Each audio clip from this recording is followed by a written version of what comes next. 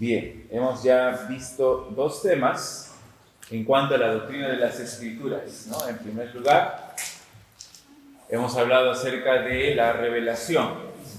Rápidamente, la revelación es que Dios se da a conocer al ser humano. Revelación general significa que Dios se da a conocer a todo ser humano en toda época por medio de la creación y por medio de la providencia. Y revelación especial significa que Dios ha dado mensajes específicos, especiales, a personas, grupos de personas, acerca de la salvación o acerca de lo que Dios quiere que ellos hagan. Dios se ha revelado por sueños, por profetas, por medio de ángeles, pero en estos postreros días por medio de su Hijo Jesucristo.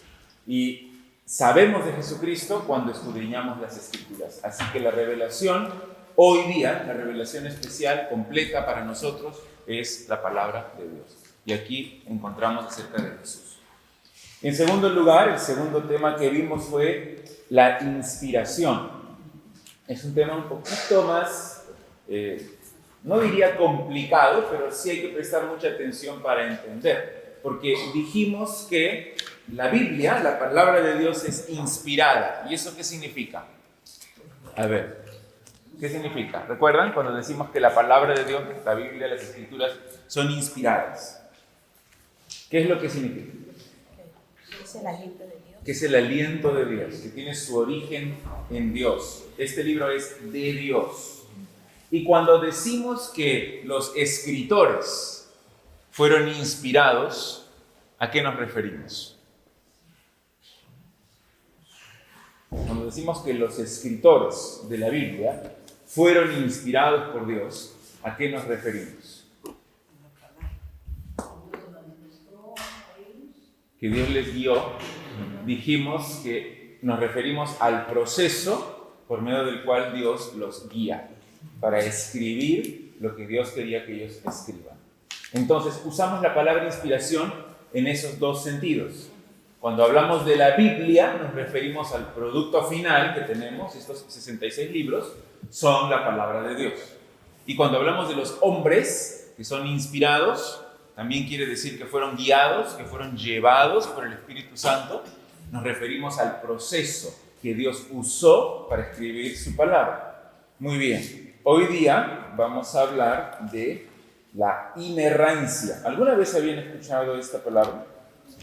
Inerrancia, que la Biblia es inerrante. Básicamente lo que significa es que no tiene errores. ¿Ya? No tiene errores. Y es la que vamos a tratar con más amplitud ahora en esta mañana. Algunos, muchos en realidad, dicen que la Biblia tiene errores, que la Biblia tiene contradicciones, pero eso no es cierto. Y vamos a ver por qué. Bien, entonces ahí en su separata dice, en cuanto a este tema, hasta el siglo XIX el cristianismo afirmaba que la Biblia era verdad, empleando la palabra infalibilidad.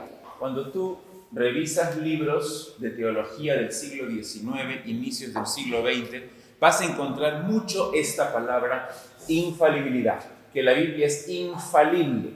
¿Y qué es lo que eso significa? Se define de esta manera. Dice, la infalibilidad de las Escrituras significa que la Biblia es confiable y fiel y que es incapaz de engañar o de enseñar error a todo aquel que pone su confianza en ella. Una buena definición, no tiene nada de malo, pero es una definición insuficiente, porque en el siglo XX los teólogos liberales comenzaron a utilizar esta misma palabra, pero no en este sentido. Por ejemplo, lo que dice un teólogo, Donald Bloesch, él dice así, presta atención. La Biblia no tiene errores. Tú dime si esto está bien, lo que voy a leer. Dice, la Biblia no tiene errores. O sea, es infalible en lo que enseña teológicamente, en cuestiones de fe y práctica. ¿Está bien hasta ahora? No está en su separata, yo lo estoy leyendo nomás. Eso no lo tienen ahí. Es una cita de un teólogo. ¿Qué piensan de lo que él dice? ¿Hay algo ahí equivocado? ¿Hay algo que no está bien? Es parcial. Ya, otra vez, dice así, ya presten atención. La Biblia no tiene errores, o sea, es infalible en lo que enseña teológicamente, en cuestiones de fe y práctica. Bueno, de hecho ahí es decir, el error está en lo que enseña teológicamente, o sea, está separando algo, o sea, está diciendo que de forma teológica no tiene error, me está preparando para decirme que de otra forma podría tener errores. Sí, en asuntos de historia, en asuntos de ciencia, ciencias sociales, ciencias humanas, podría tener errores, dicen los teólogos liberales. Teológicamente, doctrinalmente, en cuestiones de fe y práctica de la Iglesia, es infalible, es digna de confianza, como ellos dirían, pero en su registro histórico, cuando habla de otras cosas que no sea teología, entonces puede fallar, podría equivocarse. Entonces los estudiantes de la Biblia, los verdaderos teólogos, han acuñado otro término, que es el término inerrancia, ya no infalibilidad, aunque no tendría nada de malo si es que nosotros decimos que la Biblia es infalible, pero preferimos usar el término inerrancia. La Biblia es inerrante. ¿Cuál es la definición? Lo tienen ahí, ahora sí en las letras negritas, dice: la Biblia es enteramente verdad. Eso es importante, enteramente verdad, toda verdad, en todo lo que afirma, ya sea que se refiera a doctrina, o a ética, o a las ciencias sociales, físicas o humanas. Es decir, no tiene error absolutamente en nada de lo que afirma. El teólogo Paul Feinberg tiene una definición excelente también, que es parecida, pero él añade algunos términos más. Dice: cuando todos los hechos sean conocidos, eso será al final de la historia. Ahora en este momento conocemos parcialmente, pero cuando todos los hechos sean conocidos, las Escrituras, en sus autógrafos originales, correctamente interpretados, demostrarán que son la verdad santa en todo lo que afirman, ya sea doctrina o ética o ciencias sociales, físicas o humanas. Vamos a desglosar esta definición un poquito en la siguiente página. Algunas consideraciones importantes. Antes de ir a lo que dice la Biblia, primero queremos establecer el fundamento de qué significa esta doctrina. En primer lugar, nuestro conocimiento actual de los hechos es parcial. Algunas aparentes contradicciones de la Biblia se deben a que no conocemos todos los hechos. ¿Ya? No sabemos todo en este instante. Habrá un día en que sabremos todas las cosas, en que los hechos saldrán a la luz. Pero ahora puede haber algunos pasajes oscuros, incluso aparentemente contradictorios, porque no entendemos, no sabemos todos los hechos. Tenemos conocimiento parcial. En segundo lugar, la inerrancia de las Escrituras se aplica a los manuscritos originales. Y como dije la semana pasada, cuando hablamos de la inspiración también, tenemos actualmente miles de manuscritos de la Biblia, antiguos. Tenemos la palabra de Dios completa, está excelentemente traducida. Podemos decir que es la palabra de Dios, pero hay que enfatizar que la inerrancia se aplica a los manuscritos originales. Estas copias que nosotros tenemos aquí, ¿podrían tener algún error? O sea, la Biblia que ustedes tienen ahí en sus manos, ¿podría tener algún error? De traducción. De traducción, de escritura, sí, de impresión, sí. Claro, yo tenía una Biblia, esta no, pero una Biblia anterior que tenía un error de impresión, porque creo que debía decir Hebrón y decía otro sitio, así que algo totalmente diferente. Y yo decía, ¿por qué? Cuando lo comparaba con otras Biblias, la mía era la que tenía el error, era un error obvio de impresión. Y si eso ocurre hoy cuando ya tenemos imprentas, imagínense cómo habrá sido antes cuando había que hacer todas las copias a mano. Se introducían por ahí algunos pequeños errores, no intencionalmente, pero sí podían equivocarse los copistas. Sin embargo, los escritores originales no cometieron ningún error al momento de escribir lo que Dios les inspiró a hacer. Otra aclaración sumamente importante es la que está en la letra C. Algunos aparentes errores o discrepancias se deben a nuestra incorrecta interpretación de las Escrituras. Si hay algo que puede parecer aparentemente contradictorio o que puede parecer un error, la falla no está en la Biblia.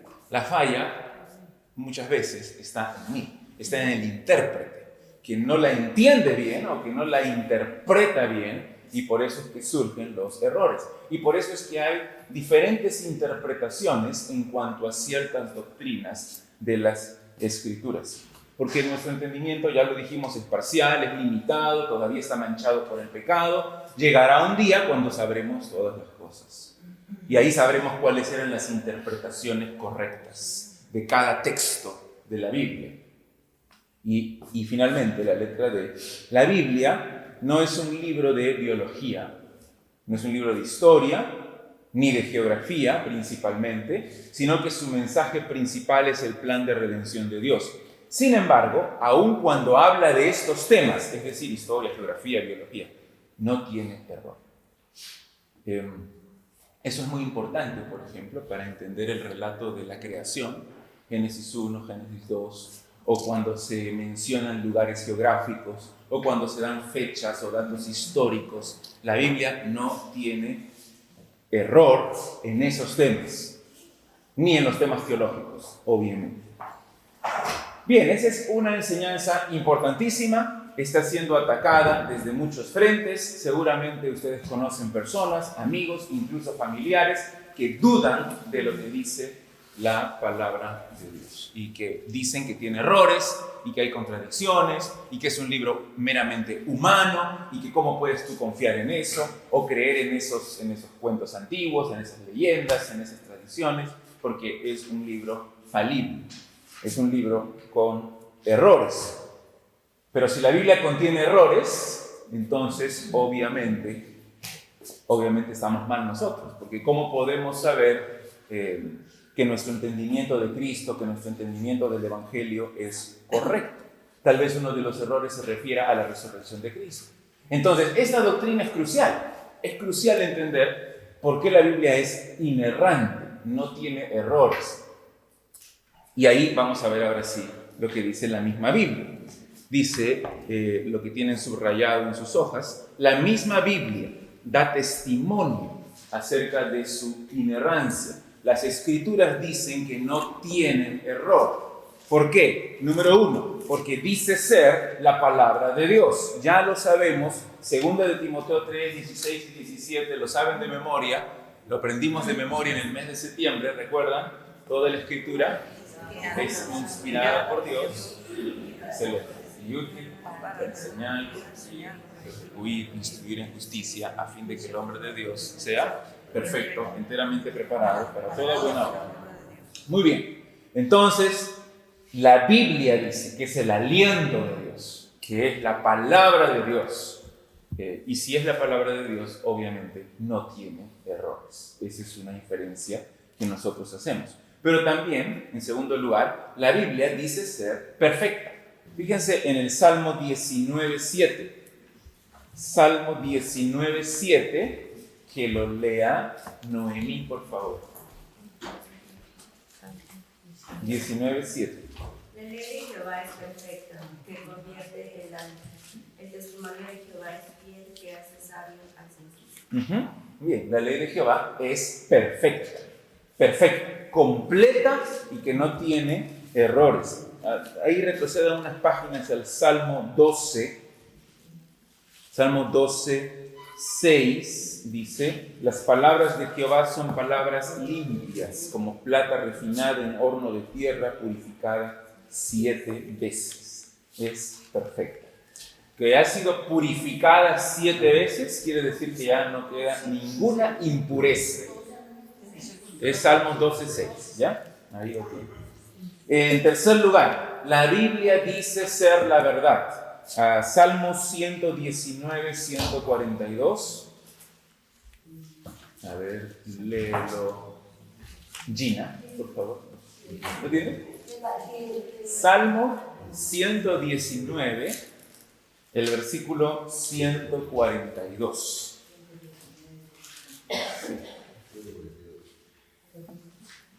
119, 142. Dice, su justicia es justicia eterna y tu ley la verdad. Tu ley es la verdad. En la oración que Jesús hace, la oración sacerdotal, Juan 17, hace su Padre.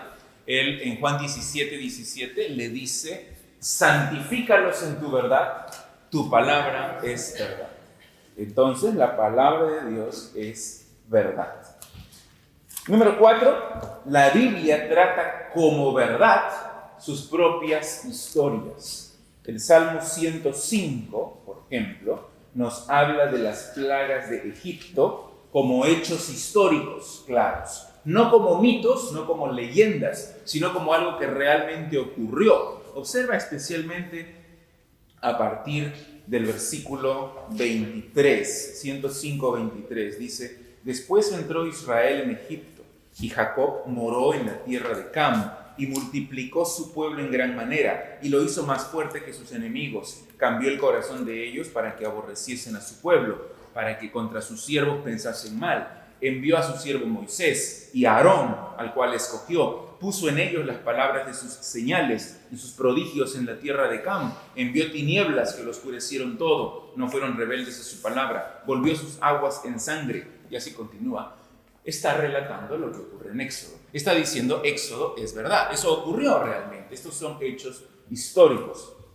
También Jesús muchas veces da testimonio de la veracidad de los hechos del Antiguo Testamento. Él habla de Jonás, él habla de Abraham, él habla de Moisés, y en este ejemplo que tienen ahí, habla de Noé. En Mateo 24, 34, sí, Mateo 24, 34 en adelante. De cierto os digo que no pasará esta generación hasta que todo esto acontezca. El cielo y la tierra pasarán, pero mis palabras no pasarán. Pero del día y la hora nadie sabe, ni aun los ángeles de los cielos, sino solo mi Padre. Mas como en los días de Noé, así será la venida del Hijo del Hombre. Porque como en los días antes del diluvio estaban comiendo y bebiendo, casándose y dando en casamiento, hasta el día en que Noé entró en el arca, y no entendieron hasta que vino el diluvio y se los llevó a todos, así será también la venida del Hijo del Hombre. Está haciendo una comparación con los días de Noé y los días antes de su venida. Y está diciendo, será igual, asumiendo que lo que ocurrió en los días de Noé ocurrió realmente, fueron hechos históricos.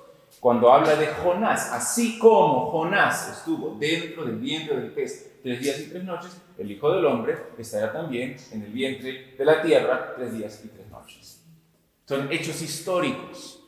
Cuando también Jesús dice, Dios no es Dios de muertos, es el Dios de Abraham, Isaac y Jacob. Eso significa, ellos son personajes que existieron realmente.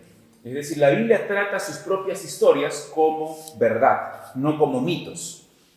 Número 5. La Biblia establece a Dios como su propio autor. A ver, veamos en Hebreos 3:7. Hebreos 3:7.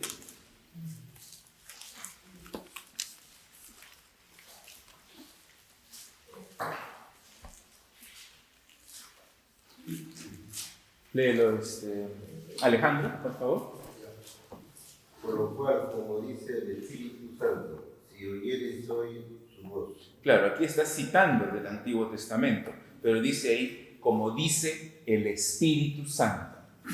¿Ya? Porque es el Espíritu Santo el que inspiró estas palabras. También observen en Romanos 9:17. Romanos 9:17.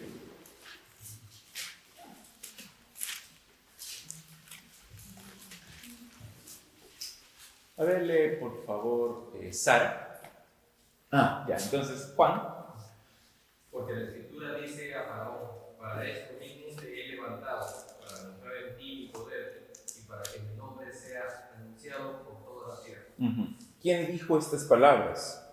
Bueno, las dijo Dios a Faraón, pero dice aquí, como dice la Escritura, ¿no? La Escritura, porque es la palabra de Dios, ¿no? La Escritura le dice a Faraón, ¿no? La Escritura le dice a Faraón. Entonces, habiendo dicho todo esto, tenemos que rechazar lo que se denomina inerrancia técnica. Y lo vamos a explicar en un momento, pero ¿está claro hasta ahora? La Biblia no tiene errores, la Biblia dice ser la verdad, la Biblia dice ser perfecta, la Biblia dice ser la palabra de Dios. Es decir, la misma Biblia da testimonio que es inerrante, que es inspirada, que es la palabra de Dios.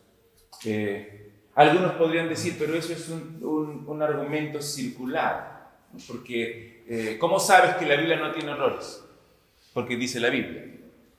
Pero, ¿y si tiene errores?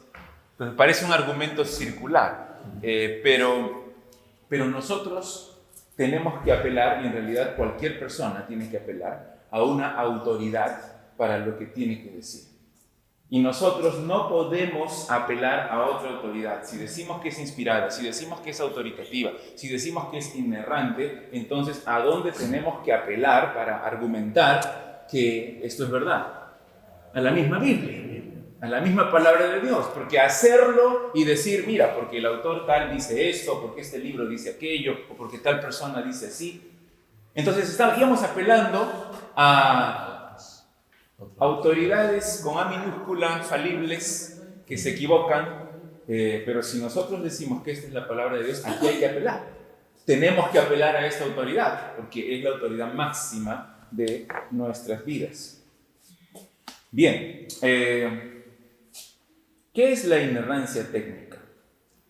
Este concepto enseña que la Biblia es abarcadora en todo lo que afirma y exactamente precisa, de tal forma que debemos interpretarla de forma literalista sin tomar en cuenta las expresiones coloquiales o figuras o aproximaciones del lenguaje normal. ¿Cómo debe ser nuestra interpretación de las Escrituras cuando leemos la Biblia? ¿Qué es lo que nosotros debemos entender de la Biblia? ¿Cómo deberíamos interpretarla? Esto es clave, porque hay diferentes formas de interpretación en realidad. Pero ¿cuál es la forma correcta? ¿Cómo debemos interpretar la Biblia? Algunos alegorizan, algunos espiritualizan. ¿Cómo se interpreta la Escritura? Sí, con la ayuda del Espíritu Santo, porque Él es el autor, pero Tal como está escrita, pero teniendo en cuenta su contexto. tal como está escrita, teniendo en cuenta el contexto, ¿ok? ¿Sí, Manos? O sea, interpretarla en nuestra actualidad, pero sin sacar del contexto del medio geográfico, los años y todo, Ok. el lenguaje. Sí, algunos lo interpretan de acuerdo a su propio parecer, de acuerdo a las circunstancias de su vida en ese momento. O lo traen acá. Pero tenemos que interpretarla en su contexto histórico en el cual fue escrita. ¿Qué más? ¿Algo más de cómo hay que interpretar la Biblia? Con la misma palabra. Sí. Se debe entender o saber tal como es, o sea, la historia que cuenta, primeramente saber realmente esa historia, de manera, o sea, tal como es. O sea, si lees que dice tal cosa, primeramente es tal cosa. Y la Biblia misma se va a interpretar. Okay. Porque cuando es como un padre único, digamos, uno le dice a los hijos, ¿sabes qué? Haz esto, y el hijo dice, bueno, voy a ver qué es lo que ha querido decir mi mamá. En este caso no funciona así, simplemente hace eso y tiene que hacerlo. Claro, sin embargo hay algunas partes que son difíciles de interpretar y tenemos que interpretarlo de forma literal en su contexto histórico, en su contexto teológico, en el contexto de toda la Biblia, pero también entendiendo que hay figuras en el lenguaje, hay expresiones coloquiales que nosotros usamos todos los días y que la Biblia también usa. No podemos ser literalistas, sí hay que ser literales, pero no literalistas y tomar exactamente al pie de la letra lo que dice. Ahora vamos a ver algunos ejemplos para que vean a lo que me estoy refiriendo, ¿no? El lenguaje, Dios ha creado el lenguaje humano y es un lenguaje muy rico, con muchos matices, como dice ahí, con expresiones. Y nosotros, como estudiantes diligentes de las Escrituras, tenemos que aprender a interpretar bien la Biblia. Recuerdan que dije al inicio que hay aparentes errores de las Escrituras por nosotros, porque interpretamos mal. Entonces, al interpretar mal, y otros también que interpretan mal, es por eso es que hay tantas diversas interpretaciones acerca de un solo texto. Tenemos que ser humildes, pedirle a Dios que nos guíe el Espíritu Santo, ser literales en lo que dice el texto, pero entendiéndolo en su contexto histórico. También hay que tomar en cuenta, no sabemos todas las cosas ahora. Entonces, algunos puntos no van a ser tan claros, sino que van a quedar todavía un poco oscuros hasta que vayamos creciendo más en nuestra fe o hasta que lleguemos a la presencia del Señor Jesucristo y le preguntemos, ¿y qué quiso decir ese versículo que no entendimos mientras estuvimos en la tierra? Y ahí sabremos la interpretación real. Bueno, vamos a ver algunos ejemplos. Número 1. Describir eventos naturales de una forma no científica no es un error. Por ejemplo, Génesis 19:23. Génesis 19:23, que lo lea Ludi, por favor. El sol salía sobre la tierra cuando lo ordenó Jehová. Ya. El sol salía sobre la tierra. Esto es una expresión coloquial que nosotros seguimos usando hasta hoy día, ¿no? Sale el sol y se oculta el sol.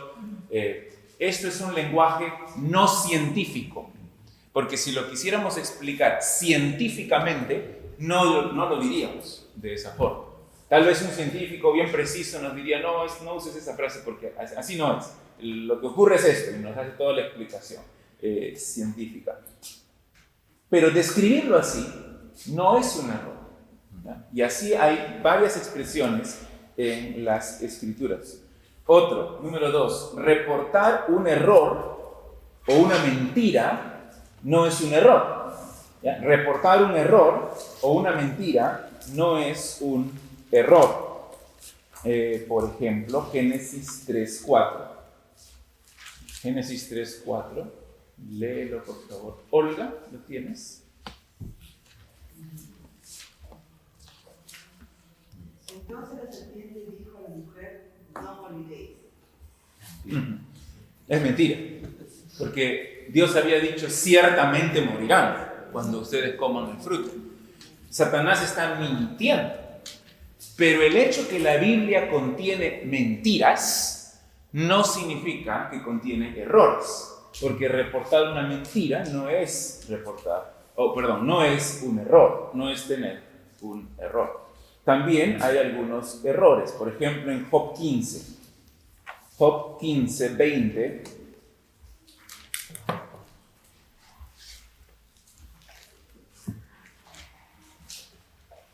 dice, del 20 al 24, todos sus días el impío es atormentado de dolor, y el número de sus años está escondido para el violento. Estruendos espantosos hay en sus oídos. En la prosperidad el asolador vendrá sobre él. Él no cree que volverá de las tinieblas, y descubierto está para la espada. Vaga alrededor tras el pan, diciendo, ¿en dónde está? Sabe que le está preparado día de tinieblas, tribulación y angustia le turbarán, y se esforzarán contra él como un rey dispuesto para la batalla. Bueno, en este caso no es tan sencillo. El que está hablando aquí es Elifaz, que es uno de los amigos de Job, y él está diciendo, todo esto te ha venido porque tú eres pecador, ¿no? Tú eres impío. Esto es lo que le pasa a los impíos. Lo que el escritor está reportando de forma correcta son sus palabras, pero no está diciendo que su teología sea correcta. Sí, sus palabras están exactamente como él las dijo, reportadas y registradas, pero no significa que sean verdad. Entonces es muy importante, cuando nosotros vamos a las Escrituras, saber quién está diciendo qué cosas y de acuerdo a eso interpretarlo.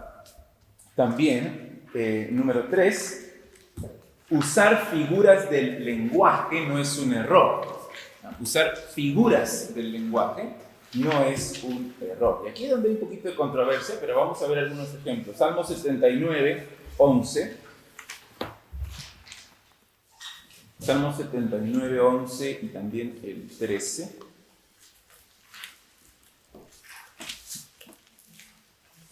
Llegue delante de ti el gemido de los presos, conforme a la grandeza de tu brazo, preserva a los sentenciados a muerte. Y también el versículo 13 dice, y nosotros, pueblo tuyo y ovejas de tu prado, te alabaremos para siempre.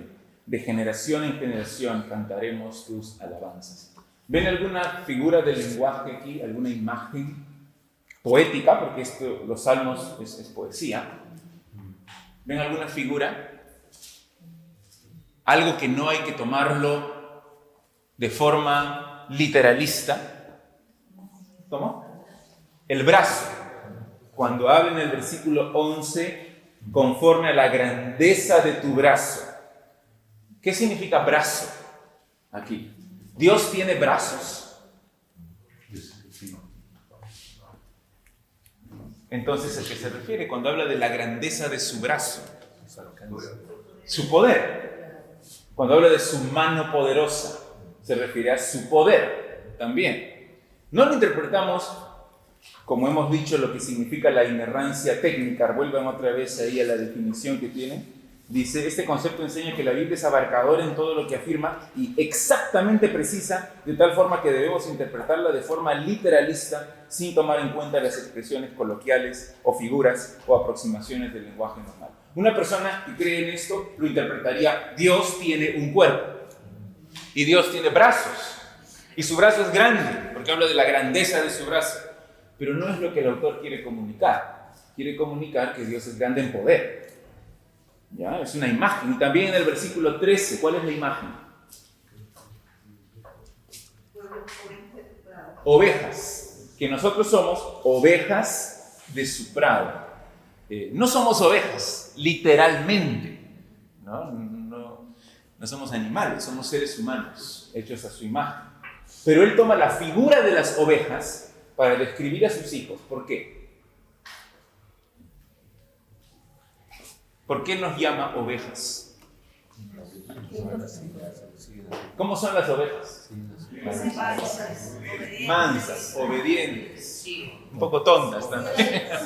Sí, muy frágiles. Sin pastor se mueren rápido. Entonces son muy dependientes también.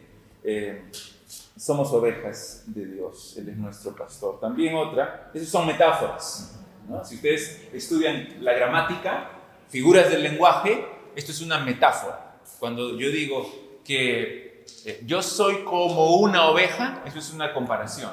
Pero si yo digo yo soy una oveja, es una metáfora. Vamos a ver otra, ahí en Mateo 3:5. Mateo 3:5.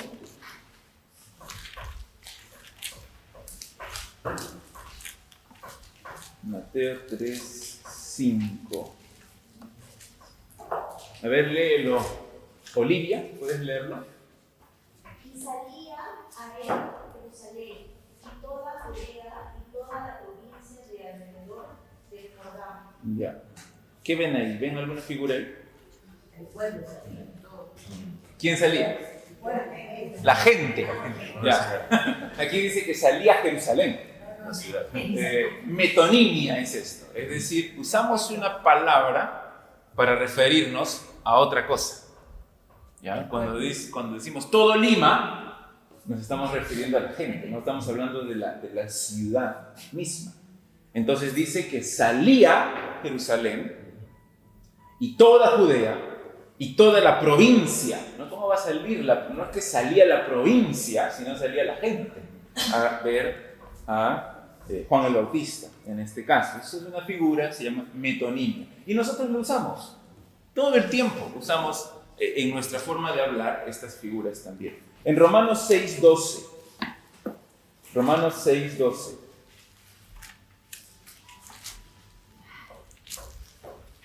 Dice: no reine pues el pecado en vuestro cuerpo mortal, de modo que lo obedezcáis en sus concupiscencias. ¿Qué figura hay?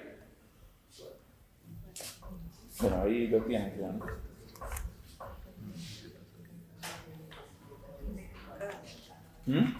Está hablando del pecado como si fuera una persona, ¿no? Está hablando del pecado como si fuera una persona.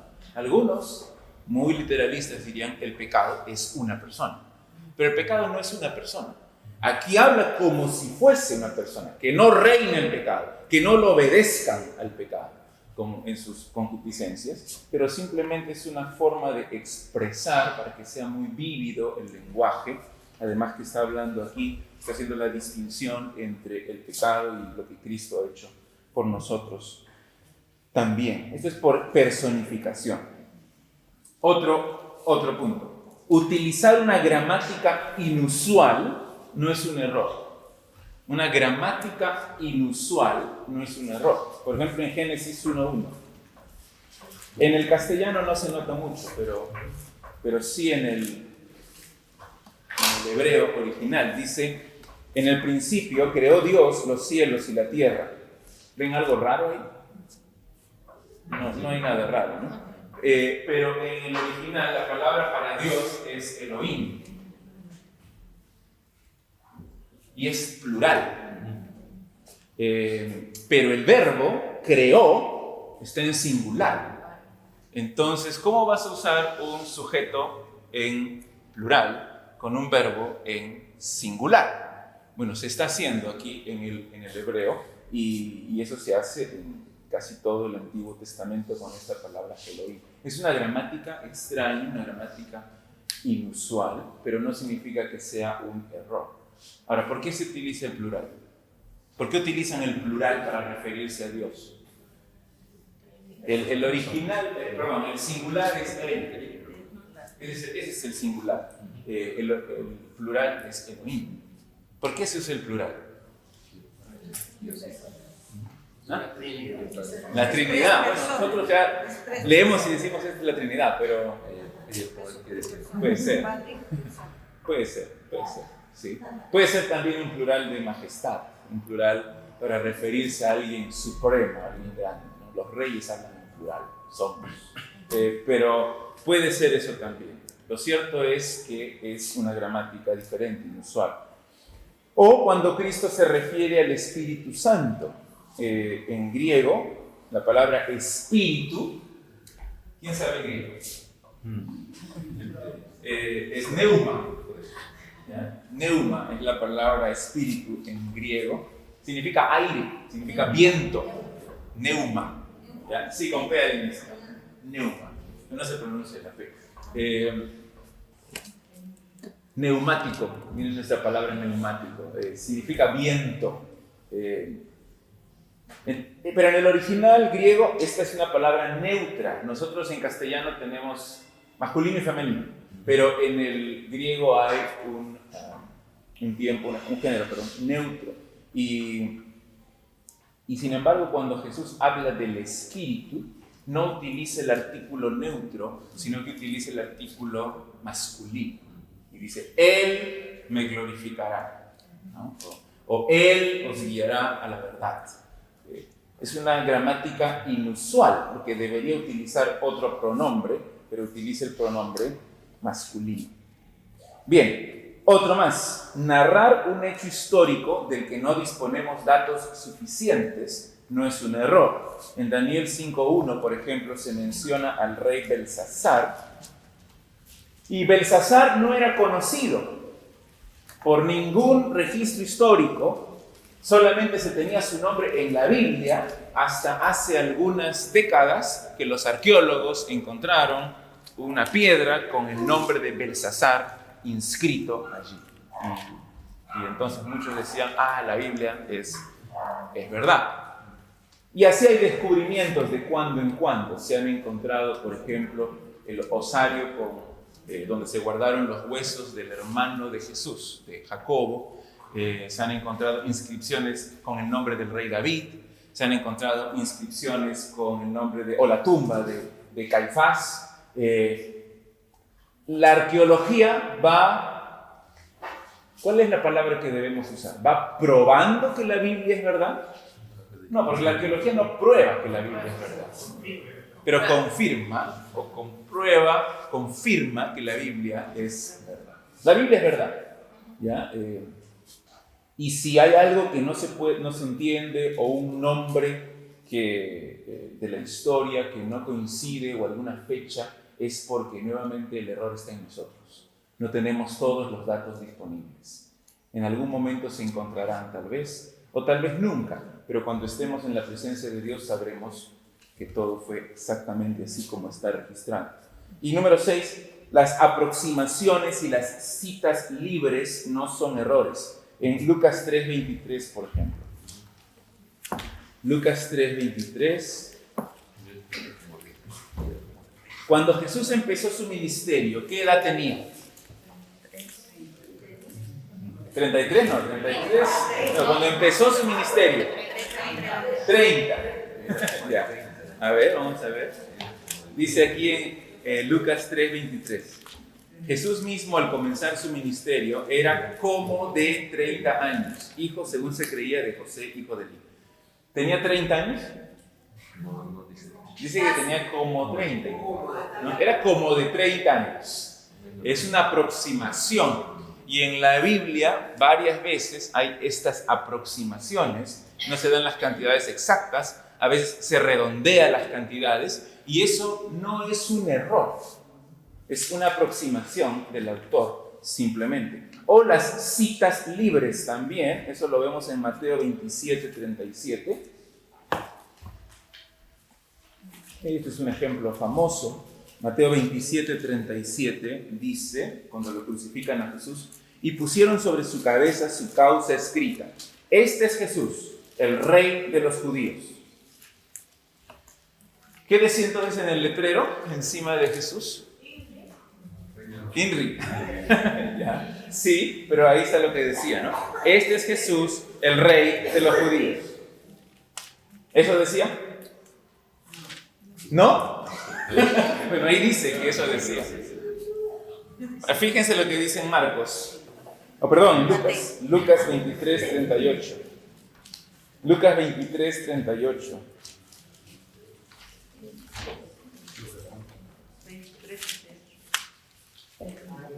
Había también sobre él un título escrito con letras griegas, latinas y hebreas.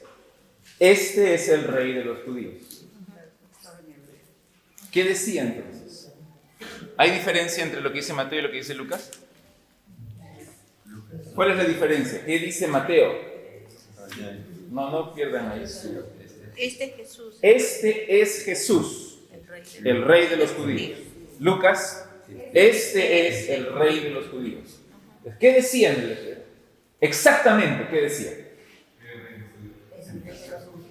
Este es Jesús, el Rey de los judíos. A ver, ¿qué dice Juan? Juan 19:19. Juan 19:19. Juan 19:19. Escribió también Pilato un título que puso sobre la cruz, el cual decía: Jesús Nazareno, Rey de los judíos. Y Nazareno. Rey de los judíos. Sí, ya sabemos, pero ¿qué decía exactamente? Lo que hacen algunos es, bueno, vamos a ver los tres textos y juntamos los tres textos. Entonces, este es Jesús Nazareno, Rey de los judíos. Algunos hacen eso. Puede ser. El idioma también juega un papel porque, según Lucas, estaba escrito en 3 idiomas diferentes. Entonces, tal vez uno está traduciendo una parte, un idioma, y el otro está traduciendo el otro idioma. Juan, posiblemente, el latín. Pero no hay que preocuparnos. No es que uno se equivocó, no es que el otro está en lo correcto. Son citas libres. ¿Ya? Sabemos cuál es la idea. Están identificando a Jesús como el rey de los judíos. Esa es la idea. ¿Ya? Y están citando, en este caso, libremente. La Biblia es verdad. El único que puede guiarnos para entender la Biblia es el Espíritu Santo de verdad. Así que tenemos que estar siempre pendientes, atentos a Él, a su iluminación. ¿Cuáles son peligros de negar la inerrancia? Con eso terminamos. Ya estamos casi en la hora. Peligros de negar la inerrancia. Si decimos que la Biblia tiene errores, ¿cuáles son los peligros? Número 1, socavamos la autoridad de Dios. Porque vamos a estar en duda siempre. Y nos vamos a preguntar si en realidad podemos confiar en este libro que es la Biblia. Si tú crees que hay errores, ya no tienes una ancla, no tienes una roca firme en la cual creer y socavas su autoridad. Y puedes escoger en realidad lo que obedeces y lo que no obedeces, porque tal vez tú consideras que algunas partes tienen errores. En segundo lugar, cada uno se convierte en su propia autoridad, eso es lo que estoy diciendo. Porque si yo decido cuáles son errores y cuáles no son errores, entonces yo soy la autoridad, no la palabra de Dios. Siempre debemos obedecer a alguien porque así estamos diseñados, y cuando negamos la autoridad de la Biblia vamos a tener que obedecer a otra persona. ¿Y quién es? O a nosotros mismos o a Satanás. Y en tercer lugar, inevitablemente al negar pequeños detalles se irán negando doctrinas cada vez más importantes y esenciales para nuestra fe. Es un proceso muy peligroso, es un camino inevitable. Cuando tú empiezas a negar ciertos puntos de la Biblia, poco a poco vas a ir negando doctrinas cada vez más importantes. Es un camino en pendiente, en bajada. Si tú reconoces que la Biblia en verdad es la palabra de Dios inerrante, entonces debes estar listo para rendirte a su autoridad también. Ese es el próximo tema que vamos a ver, la autoridad de la Biblia. Ya debemos saber por qué tiene autoridad, porque es la palabra de Dios, porque no tiene errores, por lo tanto es autoritativa para nuestras vidas. Bien, ¿alguna pregunta, hermanos? Sí, Luis. Okay.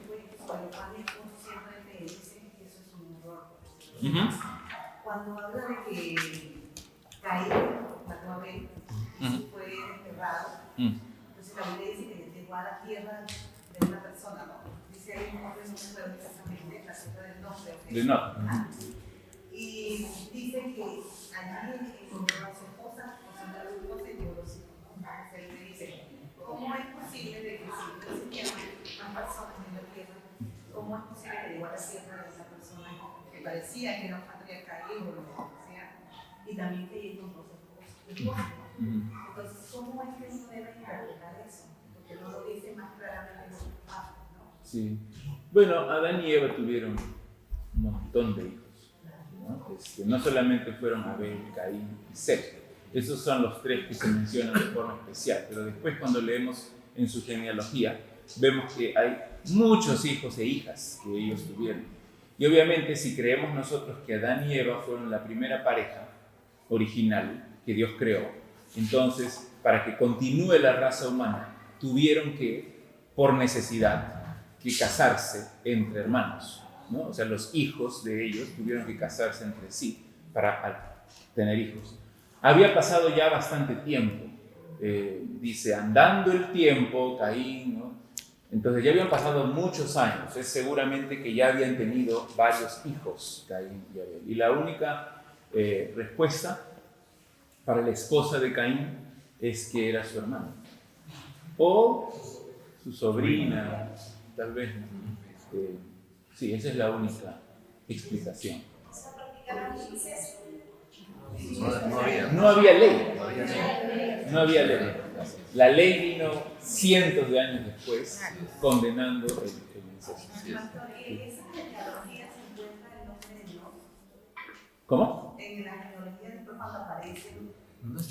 Bueno, no dice ahí específicamente que sea una persona, ¿no? Simplemente dice que es la tierra del norte.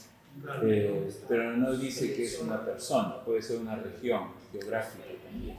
O sea, está mencionado. Sí. Sí. Una persona está dando referencia a un lugar, digamos, de una persona que lo ha fundado esa persona, pero quien escribe es Moisés. Entonces es una referencia, digamos, mayor, pero esa se conoce después. Bueno, eso también es interesante, ¿no? Porque hay que recordar que Moisés escribió esto cientos de años después y él pudo haberlo escrito en base a sus referencias geográficas, ¿no? Él lo conocía como la tierra del norte, ¿no?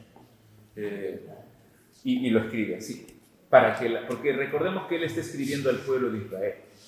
Entonces el pueblo de Israel tenía este conocimiento que Moisés también tenía de la geografía en ese momento. Pero no hay alguna probabilidad de que pueda haber Moisés cometido un error al hablar porque no tenía la suficiente completa. No, porque fue inspirado por Dios. Entonces, al ser inspirado por Dios, aunque él no conozca ciertas cosas, Dios le revela para que no haya error en su palabra. Y el libro de Enoch, que no aparece. En el libro de Enoch, eso lo vamos a hablar cuando hablemos del canon de las escrituras. ¿Ya? Solo para ilustrar. Sí. Solo para ilustrar. Dice, la inerrancia se aplica a los manuscritos originales. Sí. Por error de imprenta, error de copista. La pregunta es, ¿qué tan seguros estamos hoy en día de que tenemos la palabra de Dios? Sí, porque hemos dicho que, sí, muy bien, la pregunta es, hemos dicho que la inerrancia se aplica a los manuscritos originales. En todo este proceso de copiado se han introducido algunas variantes, algunos errores, puede ser algún error de impresión de nuestras Biblias. ¿Qué tan seguros estamos de que tenemos la palabra de Dios inerrante? También es otro tema que vamos a tratar cuando hablemos de crítica textual y todo eso, y de la preservación de las escrituras, pero lo que decimos nosotros, lo que dice la doctrina, es que la palabra de Dios se ha preservado, Dios ha preservado su palabra en la totalidad de manuscritos que nosotros tenemos. No en un solo manuscrito, no en un grupo de manuscritos, no en una traducción, sino en la totalidad de manuscritos que existen, que es mayor a la cantidad de manuscritos de cualquier otro libro de la historia. De tal forma que se puede comparar entre sí todos esos manuscritos y llegar a una conclusión, les dije la vez pasada, creo, 99.99999% de que tenemos exactamente lo que se escribió, lo que escribieron hace miles de años. Y también lo otro que dice es que las doctrinas esenciales de la Biblia son claras, están ahí. O sea, no se ha pervertido ninguna doctrina esencial de las Escrituras, sino que todo lo que necesitamos para ser salvos y para crecer en nuestra fe está en la palabra de Dios.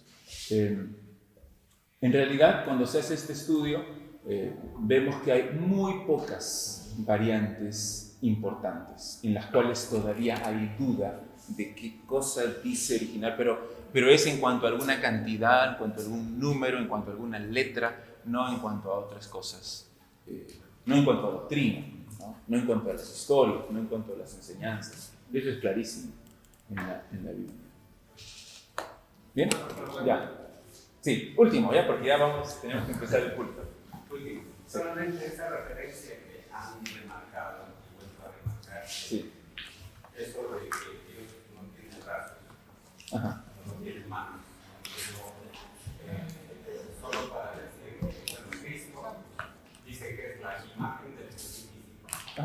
Y realmente es, yo diría que no podemos empatizar porque o no entendemos o no sabemos cómo estamos aquí, porque Cristo tenía brazos, tenía ojos, tenía pies, y nosotros fuimos hechos por la mano. Sí. Estuvimos a la vida pues ojos. Entonces, sí, bueno. Claro, bueno, dice que Dios es espíritu, dijo Jesús, y también que a Dios nadie lo ha visto jamás, precisamente porque es espíritu. Nadie lo ha visto, es el Dios invisible y es omnipresente, está en todas partes. Esas son cosas que no entendemos. No podemos nosotros atribuirle a Dios una imagen de nuestra propia imaginación. Por eso es el segundo mandamiento: no te harás imagen, porque no saben cómo es Dios, porque es espíritu. Entonces no podemos decir que Dios tiene brazos como los nuestros, o piernas como las nuestras, o una boca como la nuestra. El Señor Jesucristo sí se encarnó, es el Hijo de Dios que tomó forma humana y se encarnó. Pero el Padre, el Espíritu Santo son espíritus, o sea, no tienen, son inmateriales en ese sentido. Cuando le dijo a Moisés que le permitía ver su espalda. Es, nuevamente, otra vez, eso es una imagen, ¿no? del lenguaje. No vas a ver mi rostro, vas a ver mi espalda. Pero ¿cómo es la espalda de Dios? ¿Realmente está hablando de su espalda o de qué está hablando? Yo creo que la enseñanza ahí es de que tú no puedes ver la gloria de Dios en toda su plenitud, porque si no vas a morir. ¿Ya? Muy bien. Ya, el último. Ya. Ahí, a lo que yo iba. Sí. Cristo, entonces, no es la imagen de Dios invisible. Claro. Nuevamente, ¿qué cosa es la imagen? La imagen no significa que es... Entonces, ¿qué estamos diciendo? Que Dios el Padre es como Cristo, con barba y con su túnica. Porque eso es lo que dicen los mormones, ¿no? Que el Padre, el Hijo y el Espíritu Santo son personas así como nosotros. La visión, el sueño que tuvo José Smith es, dice, yo vi al Padre y al Hijo entrar a mi habitación y ellos me dijeron, y lo representan al Padre como una figura humana. Pero el cristianismo nunca ha creído eso, ¿no? El Padre no tiene un cuerpo, el Padre es espíritu. Y Cristo lo dio a conocer en el sentido que revela los atributos de Dios, revela a Dios mismo, ¿no? Lleno de gracia y de verdad. Entonces, ese es el lema. Sí, ya estamos en la hora. Vamos a orar, hermanos. El jueves, si quieren venir, podemos responder hasta la hora que ustedes quieran. ¿Ya? Vamos a orar. Oremos. Padre Santo, gracias te damos por este tiempo. Gracias por tu amor. Guíanos, Señor, ahora también en el culto que vamos a tener a adorarte. Señor, adorarte en espíritu y en verdad. Gracias, Padre, por este tiempo para aprender tu palabra. Y que sigamos aprendiendo y creciendo en ti. En el nombre de Jesús. Amén.